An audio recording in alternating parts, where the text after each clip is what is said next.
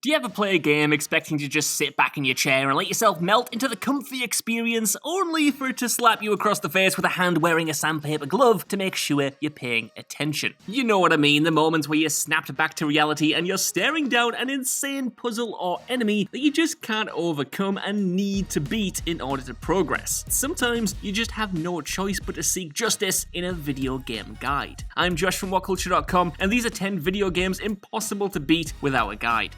Number 10, Monkey Island 2, LeChuck's Revenge. Frankly, this whole list could have been made up of LucasArts point-and-click adventure games and their many copycats, but don't worry, it isn't. It's only, most of the list. But don't act like you don't know why. These games are infamously infuriating due to their need to be cute with their puzzle solutions, more often than not spitting in the eye of the most logical solution in favour of something absolutely devilish. The Monkey Island series was one of the grandfathers of this grand tradition of pissing people off through inane puzzles, and out of all of them, it's Monkey Island 2 which the fans typically point out as being the most egregious. And the one puzzle that everyone seems to agree is the worst is the dreaded monkey wrench puzzle, which requires you to use a metronome to hypnotize a monkey and then use the monkey itself as a wrench for a pump. You need to use the monkey as a monkey wrench. As a monkey wrench.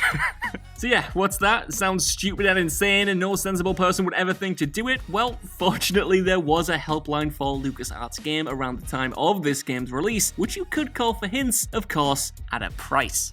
Number 9, Darkseid. Darkseid is not what I accidentally called the DC villain Darkseid in one of my first ever WhatCulture videos, and is not a mistake that's haunted me for years since, but is actually another point-and-click adventure game, but this time with a Lovecraftian Geiger-esque horror vibe to it. However, what's attached to its tried and true foundation is that the whole game is based on a 3-day time limit, which in real-world time is about 3 hours. That's right, 3 hours, which might sound like a lot on paper, especially since as a result this game isn't all that long, but that time limit will feel like the tightest noose around your neck when you keep getting stumped by puzzle after puzzle. And if you're like me, someone who gets super stressed out when put on any kind of timer at all, even the one on the oven baking my chicken nuggets, the game is an absolute nightmare to navigate. There are no room for errors or wrong turns, so make sure you have a guidebook sitting in your lap at all times when playing this title. Number 8, The Legend of Zelda. The Legend of Zelda is one of the most revolutionary games ever made, and it's also one specifically designed to make sure that you get lost. Now, I understand that Miyamoto and his team originally wanted Zelda to be an adventure, so of course it's okay that the game doesn't outright tell you everything and let you get absorbed into its world. But there is a line to this stuff, a point where that starts to sound more like an excuse for actual human torture. For instance, there are tons of caves in this game, and most if not all of which you will pass right by because they're each behind a wall pixel that looks exactly the same as the other wall pixels which you can't get through. And unlike other games where you can just kind of spam attacks and at least hope for the best, there's an extra wrinkle here because you actually need to use bombs to open these areas, which by the way don't just grow on trees, so you're going to have to be saving them up and not just using them willy-nilly. Not only do you need a guide to see what walls are destructible and how to even get into the dungeons, let alone solve the puzzles inside, but you also need a guide because the game decided that for a map you'd have to make do with a little grey box. Number 7, Professor Layton and the Curious Village. This Professor Layton game gets a look in over the other entries because it is, without a doubt, the hardest entry in the entire franchise. The puzzles were designed by the famed puzzle master Akira Tago and series creator Akira Hino, and naturally some of the puzzles are better brain teasers than others. But if you were one of those unlucky souls who went cross-eyed at algebra when you were 13, aka me, then you'll be looking up walkthroughs and guides about 5 minutes into the experience. And that's because Curious Village's main problem is inconsistent escalation. Some puzzles that you go out of your way to find or find at the end of the game are super easy, while the third or fourth puzzle will leave you nibbling your stylus for hours at a time. It's a problem that later games fix, which is why many fans decry them as being quote-unquote too easy, but the first game absolutely needs a guide to get you through. Number 6, Myst.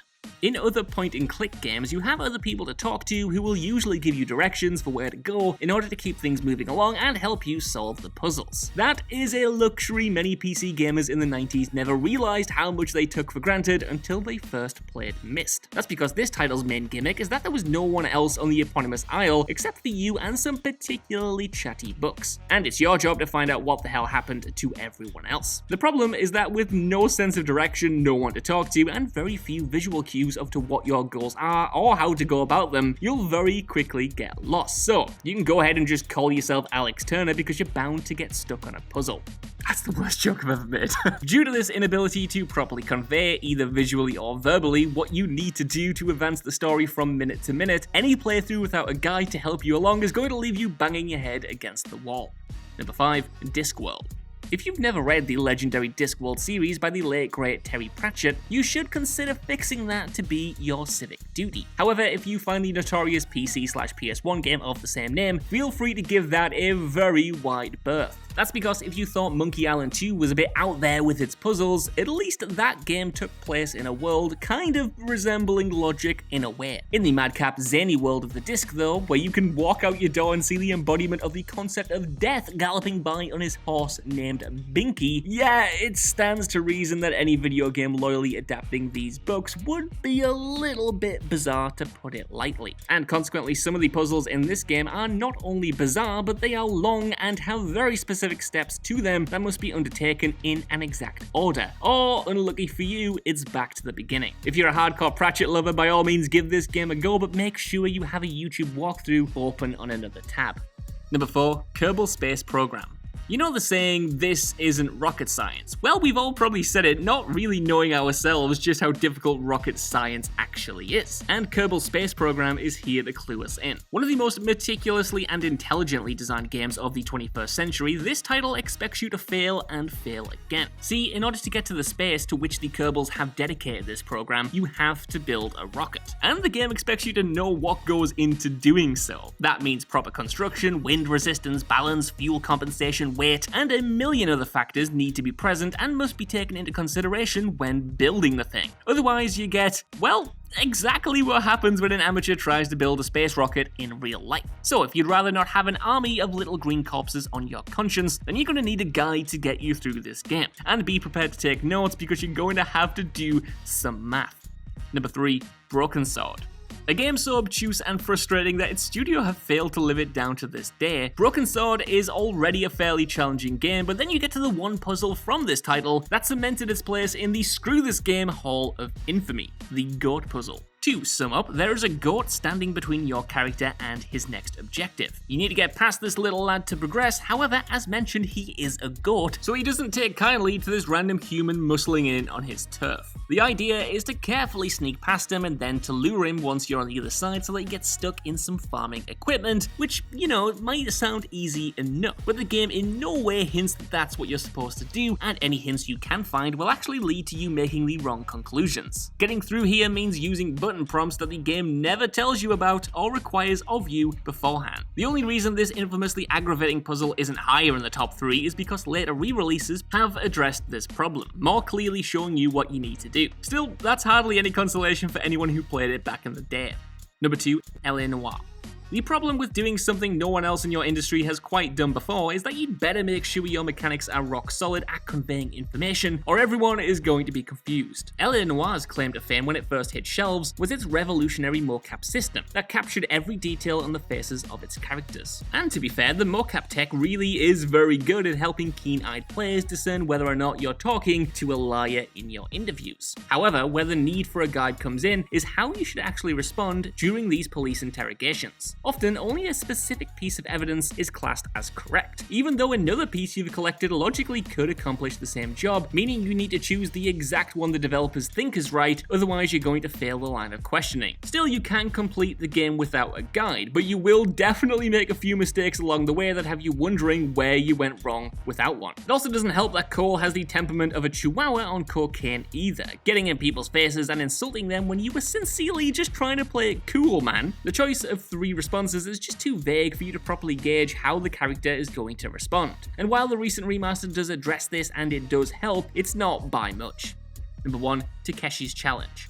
Takeshi Kitano is one of pop culture's most interesting voices, seeing as how this man sees no art form as being beneath him and is always willing to give every form of entertainment at least one real go. So when he gave the world of video games this same treatment, making himself an active participant in the game's development rather than just lending his name to the title, unsuspecting kids were cursed with the masterclass of trolling one's audience known as Takeshi's Challenge. Sadly, Americans never saw a release of this, but the Japanese gamers weren't so lucky, as the title is literally impossible unless you know the very specific hoops that you've got to jump through to advance the story. And even that might not save you, as there are Yakuza all over the city who will always get off at least one guaranteed hit before you escape. And of course, you only get 4 hits with no means of replenishing health until halfway through the game, so if you die, it's back to the beginning. Cool.